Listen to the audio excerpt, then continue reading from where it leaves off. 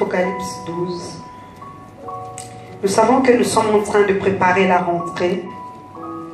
La rentrée est temps scolaire pour les enfants, mais aussi une rentrée pour nous en qualité d'enfants aussi de Dieu, mais aussi en qualité de mère, en qualité de père. Nous voulons vraiment que le mois de septembre ne soit pas comme un mois normal. Comme nous le savons, bien-aimés, pour qu'une femme mette au monde, il lui faut 9 mois. Et nous croyons au Dieu de la naissance. Nous croyons au Dieu du 9e mois. C'est Dieu-là qui est capable de nous visiter encore ce matin. C'est Dieu-là qui est capable de nous faire du bien ce matin. Je lis la parole de Dieu dans le livre d'Apocalypse, chapitre 12. Le premier verset, la parole de Dieu déclare: un grand signe parut dans le ciel. La femme enveloppée du soleil, la lune sous ses pieds et la couronne de 12 étoiles sur sa tête. Elle était enceinte. Elle criait étant en travail et dans la douleur de l'enfantement. Un autre signe parut encore dans le ciel, et voici c'était un grand dragon rouge, ayant 7 têtes, 10 cornes, et sur ces 7 têtes, 7 diadèmes. Sa queue entraînait le tiers des étoiles du ciel et le jetait sur la terre. Le dragon s'éteint devant la femme qui allait enfanter, afin de dévorer son enfant lorsqu'elle l'aurait. Jésus, merci parce que tu nous l'envoies pour un but, pour une mission. Cher Saint-Esprit, je disparais, je veux que tu apparaisses et que tu nous parles à nous. Seigneur, à cette congrégation qui a besoin de t'entendre, Seigneur, nous avons prié, nous avons dit, nous voulons une parole venant de ta part. Le temps est arrivé. Seigneur, nous sommes prêts, nous sommes là. Et nous te disons merci parce que la Bible dit, personne ne vient à toi et qu'elle retourne le main vide. Seigneur, je me lève en qualité de prophète dans cette salle. Je m'en vais renverser tout ce qui ne t'honore pas au nom de Jésus. Je brise toute puissance de divagation de pensée, distraction. Tout ce qui vient pour voler la parole de Dieu. Tout ce qui vient pour tordre l'essence de la parole. Tout ce qui vient pour endormir des personnes dans cette salle. Je viens ligoter cette puissance, je l'enchaîne et je l'envoie dans les abîmes sans fond. Attendre le jugement dernier et c'est là au nom de Jésus. J'appelle, Seigneur mon Dieu, ta grâce. Merci, Seigneur, pour l'ouverture des cieux, pour l'ouverture de nos pensées, de notre intelligence, de notre sagesse, parce que le roi, tu veux parler. Nous voulons te rendre gloire, te disons merci, nous te disons, Seigneur, parle car ton peuple écoute. Au nom de Jésus. Amen.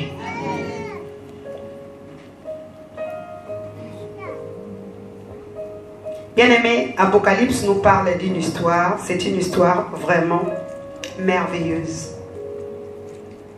Le livre d'Apocalypse nous parle de l'histoire d'une femme. Alléluia. Et la Bible dit que cette femme, avant même de parler de la femme, la Bible parle de 2 choses en même temps. La Bible dit un grand signe parut dans le ciel. C'était le premier signe. Et après, il y a eu un deuxième signe. Alléluia. C'est-à-dire qu'il y a eu 2 choses qui se sont manifestées en même temps. Le grand signe, c'était une femme enveloppée du soleil sous la ligne. Et une couronne de 12 étoiles sur sa tête. Elle était enceinte et elle criait étant en travail dans le douleur d'enfantement. Mais bien aimé, la Bible arrête là pour dire qu'un autre signe parut encore dans le ciel. Et voici, c'était un grand dragon rouge ayant 7 têtes et 10 cornes, et sur sa tête 7 diadèmes. Alléluia. Alléluia. Alléluia. La Bible parle d'une femme.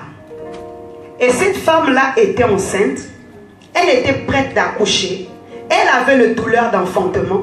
Alléluia. Amen. Alors que la femme d'un côté était enceinte, de l'autre côté, il y a eu un autre signe. Alléluia. La Bible dit que cette femme devait enfanter un enfant. Et cet enfant-là, ce n'était pas n'importe quel enfant. C'était un enfant qui avait une mission.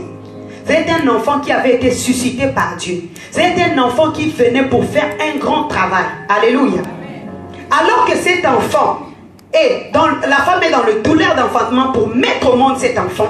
De l'autre côté, d'un côté, Dieu met en place un système, de l'autre côté aussi le diable met en place un système. C'est pour cela qu'on est en train de se dire que on ne peut pas considérer ce mois de septembre comme n'importe quel mois. Vous voyez, il y a une femme qui est en train de pleurer parce qu'elle a le douleur d'enfantement, mais de l'autre côté, il y a quelque chose aussi qui est en train de se passer. Donc, quand on parle de chiffre 9, bien aimé, il y a un accouchement qui est prêt à se faire.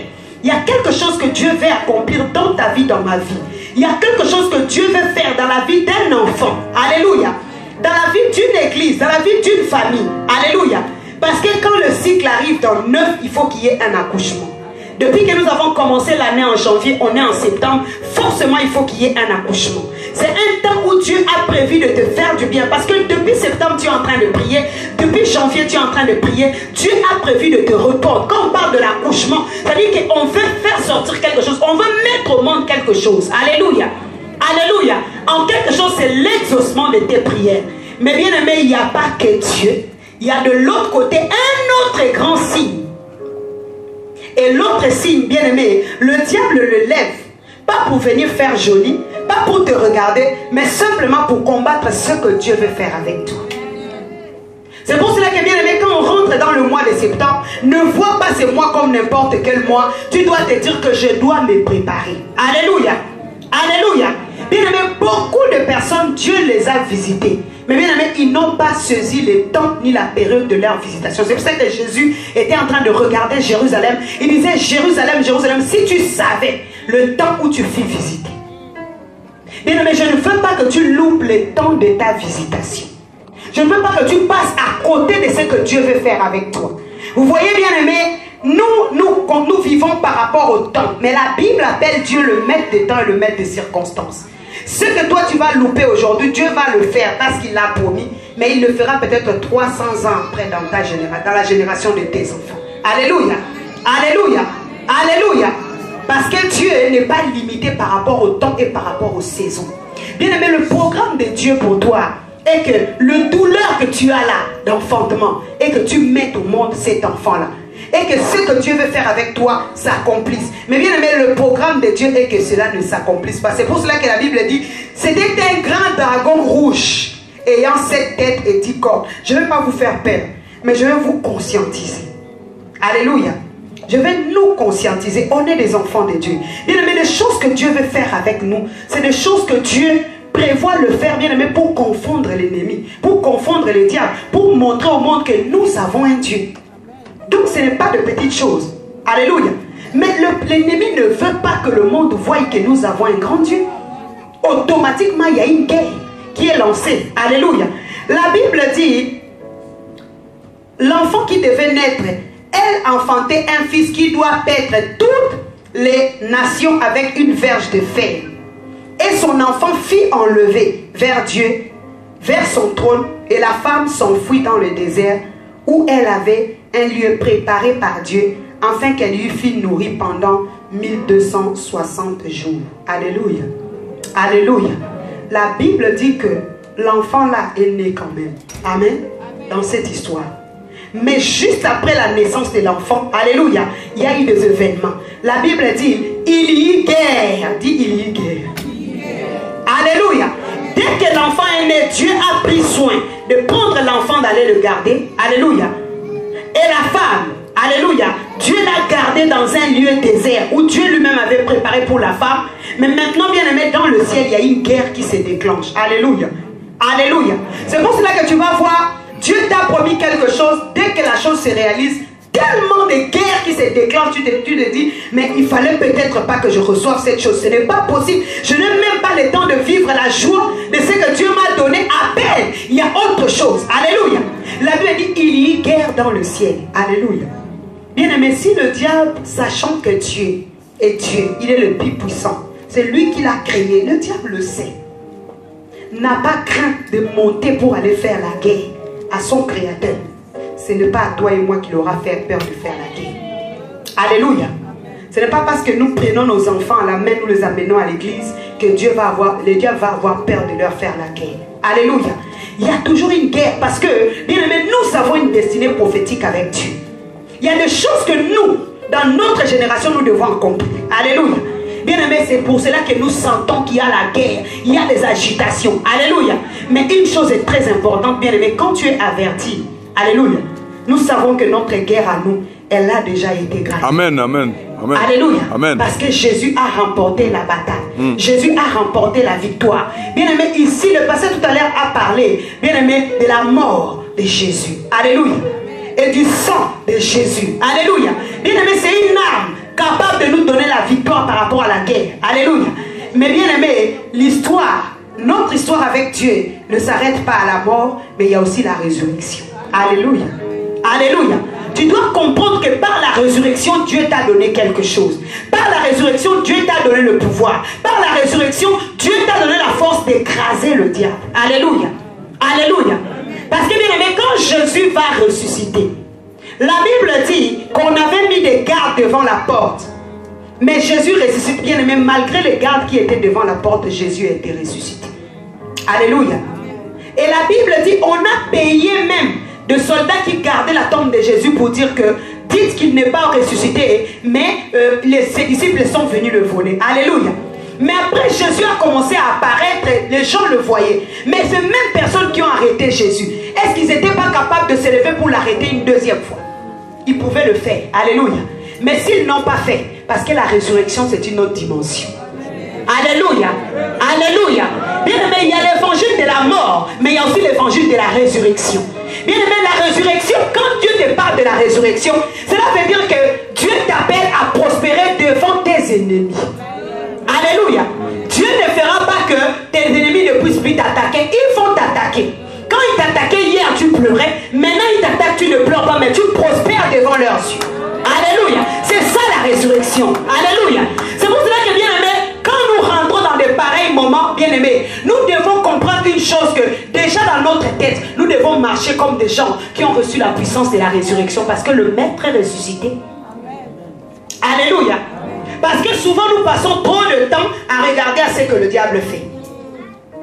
Mais il y a un temps, bien aimé, Dieu permet que nous puissions comprendre ses manœuvres, les manœuvres de l'ennemi, tout ce qu'il fait. Mais il y a un temps où on doit vivre dans le règne et dire que notre Maître a ressuscité. Nous sommes dans la puissance de la résurrection. Amen. Alléluia. La Bible dit, quand il y a eu guerre, le diable n'a pas été le plus fort. Alléluia. Il n'a pas été le plus fort parce qu'il ne peut pas être le plus fort. Parce qu'il y a eu guerre. La Bible dit le diable et toute son armée ont combattu, mais il y avait aussi Michael de l'autre côté qui a combattu. Alléluia. La Bible dit le diable ne fut pas le plus fort. Amen. Mais comme la guerre s'est passée dans le ciel, la Bible déclare qu'après, quand ils ont échoué, on les a précipités sur terre.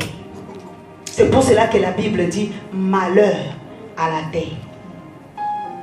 Quand la Bible dit malheur à la terre, bien aimé, c'est une façon pour nous, la Bible est en train de nous tirer les oreilles.